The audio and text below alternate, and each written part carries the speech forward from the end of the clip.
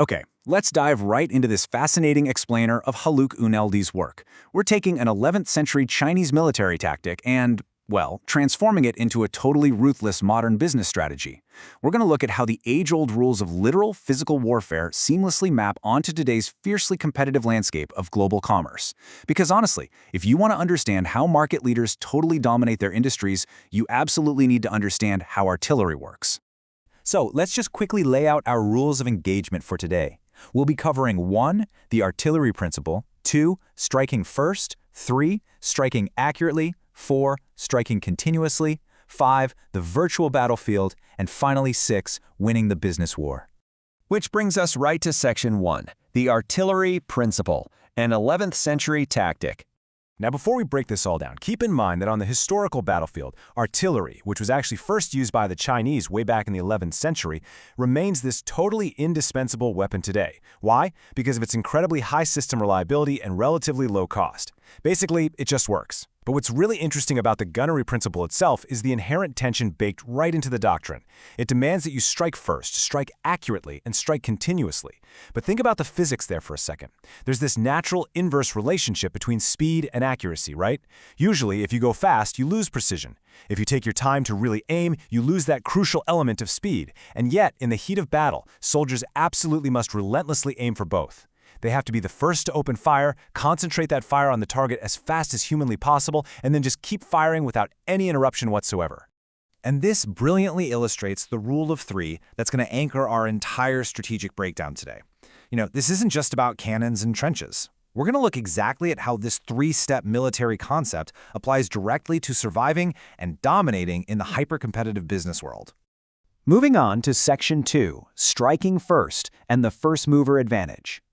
So looking at this massive list of advantages to pioneering a product, this is exactly why companies fight so incredibly hard to do it. When you're the first to enter a market, you get to choose your customer segment. You literally set the rules of the game. You grab control of the distribution channels before anyone else even has a chance. You achieve economies of scale, create these high switching costs that lock customers in, and you secure the absolute best resources and suppliers. The alternative?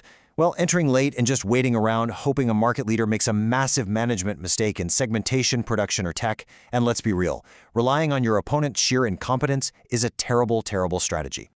But here's the crucial point. Firing first is not easy. Because standards, customer expectations, and prices just haven't been established yet for a brand new product or service, being a first mover carries tremendous risk. It demands hardcore research and development, a corporate culture that genuinely breeds creativity, and an absolute willingness to take high risks in totally unestablished territories.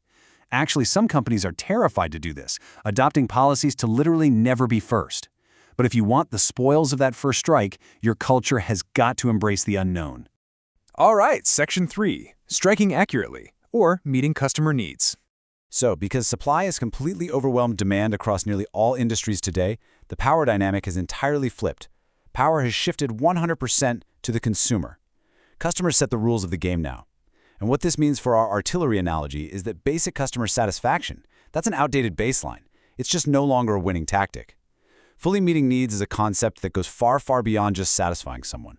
To accurately hit this constantly moving target of customer expectation, a manager has to possess the speed and adaptability to instantly reflect shifting customer needs in their products.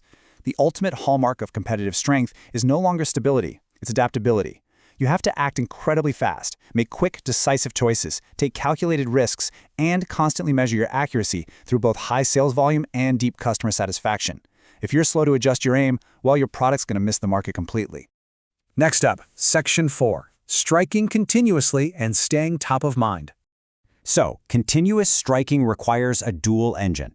It's really a two-pronged attack. First, you need an ironclad distribution network, making your product available exactly where and when the customer wants it. But physical availability? That's not enough. Right alongside that, you need a powerful advertising channel to maintain relentless top-of-mind awareness. You got to keep the desired message constantly in the customer's thoughts. Because if either of these channels jams, your continuous strike fails. And believe me, your competitor will gladly step into that silence. Which brings us to Section 5, the virtual battlefield and the modern business war. Consider this amazing insight from ÜNALDI. Quote, The fundamental principle of artillery is identical to the basic definition of strategic marketing: delivering the right product to the right market at the right time. This quote just perfectly captures the crossover, doesn't it? Striking first, accurately, and continuously is literally the exact same thing as delivering the right product to the right market at the right time. It proves that surviving in today's market requires the exact same precision, discipline, and sheer aggression as an artillery unit. But okay, here's where they differ drastically, and it is vital to understand this. On a military battlefield, the environment is physical. The opponents are real. When an artilleryman fires, they get immediate, tangible results from their fire. They actually see the impact. In the business battlefield, however, the fire is completely virtual. Companies are firing their products into this vast, complex market alongside all their competitors, and then they wait. They just wait to see if customers notice. And this delayed, virtual nature of firing products into a void actually makes the business conflict far more exhausting and psychologically complex than physical warfare. And finally, Section 6, winning the business war by executing the strategy. To not just secure a competitive advantage, but to truly sustain it over time, your organization must relentlessly execute these 3 strikes.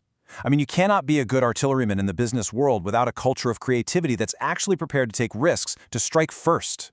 You must clearly define customer expectations to strike accurately, and you've got to master distribution to strike continuously. It requires a proactive, precise, and frankly, absolutely ruthless approach to your competition. So I'm going to leave you with this provocative thought to consider the next time you prepare to launch a product onto the virtual battlefield. Is your corporate culture truly ready to pull the trigger, or are you just firing blanks into the void? Thanks so much for joining me for this explainer, and I really hope this gives you a sharper, more tactical lens for your next big strategy meeting.